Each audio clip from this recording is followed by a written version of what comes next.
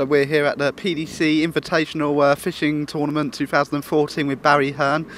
First of all, Barry, got a big show in Manchester this weekend with the likes of Scott Quigg, Anthony Joshua. What can fans expect from this outing?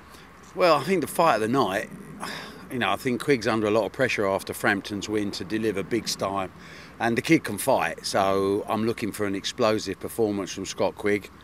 Keep the Frampton's Quigg discussions underway. Let's give the fans the fights they want to see.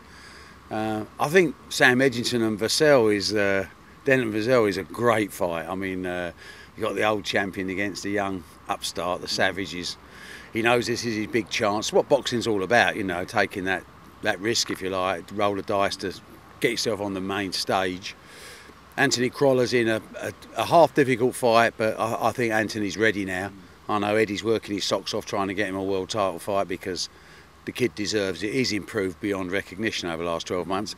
And of course, the one I suppose a lot of armchair fans are going to be looking at is Anthony Joshua in his 8th fight. Does he hear the bell for the 3rd round? I don't think so, because this is the best heavyweight I've ever seen in my life. I had 50% of Lennox Lewis when he turned pro, and Lennox was a great champion. But at this stage of his fight, I think Joshua edges it. So I'm expecting big things from him. And the German, we saw him in Prize Fighter. He comes forward, he's a tough guy. Recipe for disaster if you're fighting someone like Joshua, and don't blink. No, definitely. And you mentioned, of course, Carl Frampton, great night in Belfast last week, and like you said, the Frampton-Quigg discussions will be happening.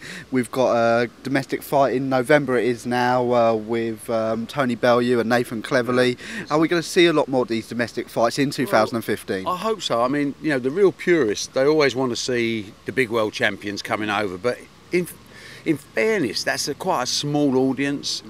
The bigger audience, domestic bust-ups at world level are a different class.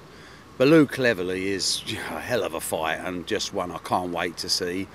James DeGale and Carl Froch, on the agenda as well, possibly for January, February time. Another big domestic punch-up. George Groves in action next Saturday. What's George got? He's been stopped in his last 2 fights, but he's better than that, And as he learned, as he improved, well, we'll see. But these are the sort of fights that keep boxing appealing to a wider audience, and that's what we need.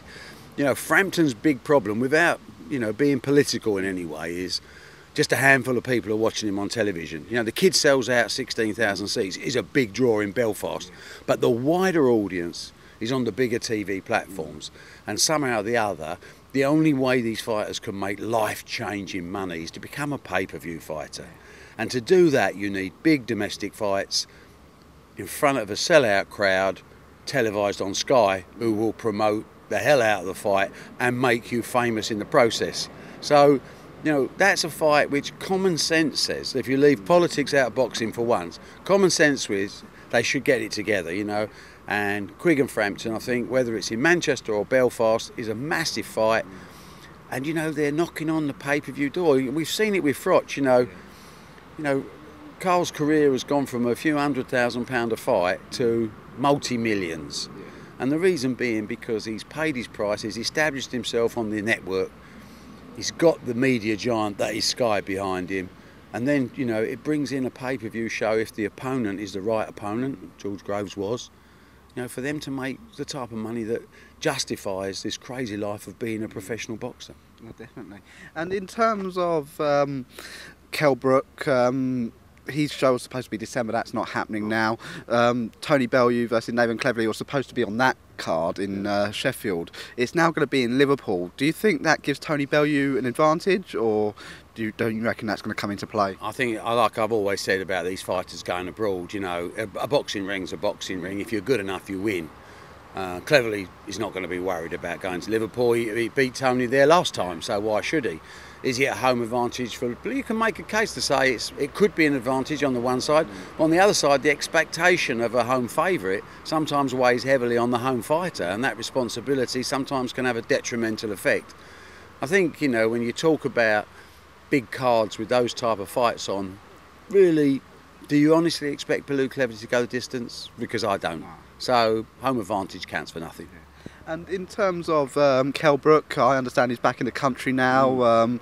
I heard Eddie saying it's about 4 or 5 weeks till he could start training again. What's the latest situation on? At least I think the kid's got. I mean, it's a horrific attack on him. I don't know the full ins and outs, and maybe I never will. But I've seen the damage, and it's severe.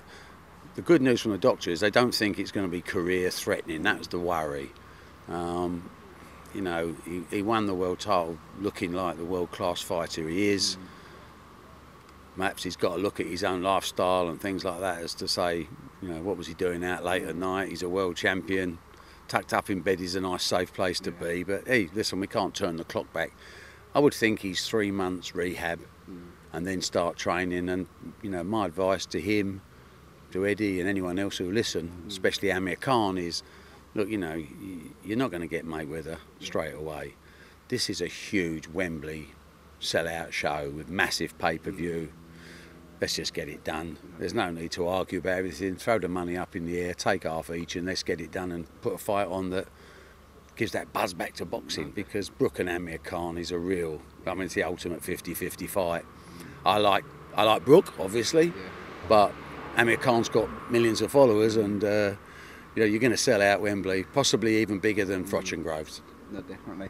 And you mentioned Mayweather there. He's of course fighting Maidana again this weekend. How do you see that one going? Well, I don't think Maidana's out of it. I just think that there's a big psychological edge that the money man has every time he fights. He's got this aura about him, you know, what is it, 47-0 this Saturday.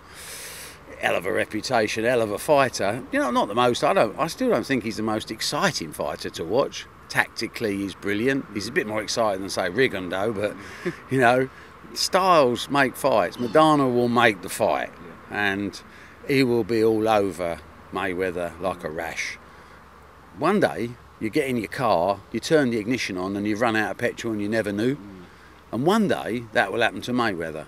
I'm rather hoping that it doesn't happen yet, because I'd like to see the winner of Brook and Khan go in with Mayweather next autumn, Wembley again, and give us a national fight that the whole country's tuned into. So my heart says Maidana's going to be a problem.